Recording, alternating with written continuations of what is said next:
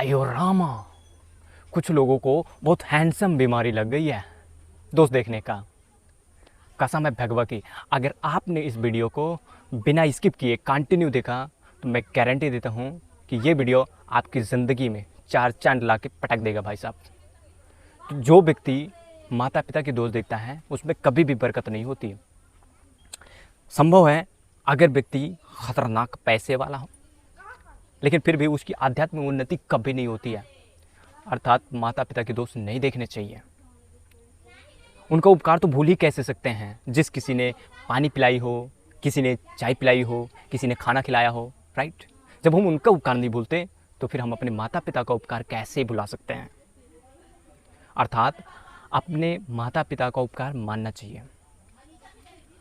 अगर वो लोग कुछ भी उल्टा सीधा बोल दें तो अपने कान का ढक्कन ना बंद कर लीजिए, बंद।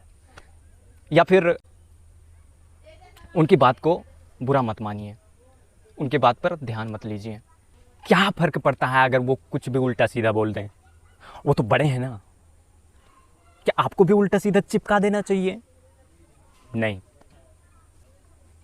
एक लड़का अपनी माँ से बचपन से 1 नंबर का प्रेम करता था, लेकिन जब उसकी शादी हुई तो उसकी माँ का प्यार उसकी बीवी के प्यार से फीका और खट्टा पड़ने लगा और वो अपनी माँ से नफरत करने लगा।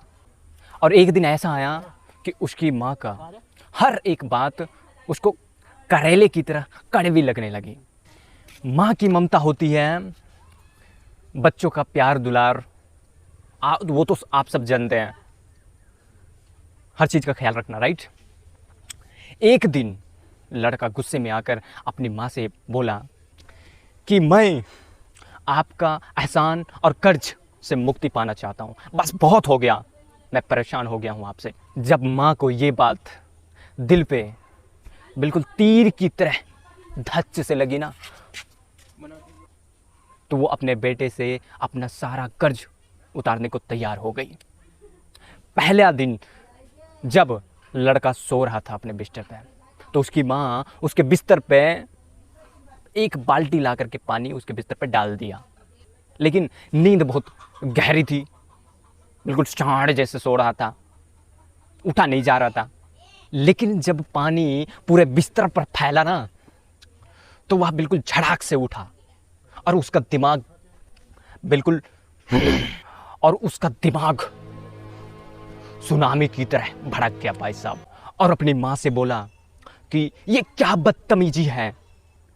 तब उसकी माँ ने बोला कि ये तो पहला दिन है मेरे कर्ज उतारने का, अभी तो बहुत कुछ करना बाकी है, तू इतना ही लोड नहीं उठा पा रहा है।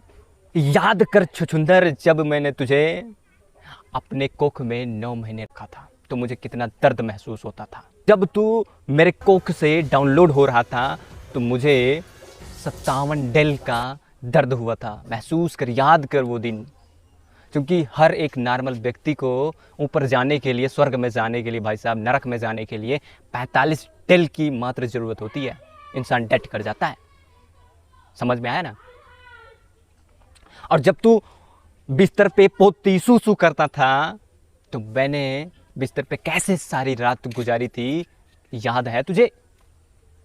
जब ये बात उस लड़के को समझ में आई तो वो अपने माँ के पैर गिर गया और अपनी माँ से माफ़ी मांगा। तो समझ में आया दोस्तों? अगर आपको इस वीडियो से थोड़ा सा भी समझ में आया होगा तो इस वीडियो को लाइक, शेयर और सब्सक्राइब जरूर कर देना। Thank you, all the best.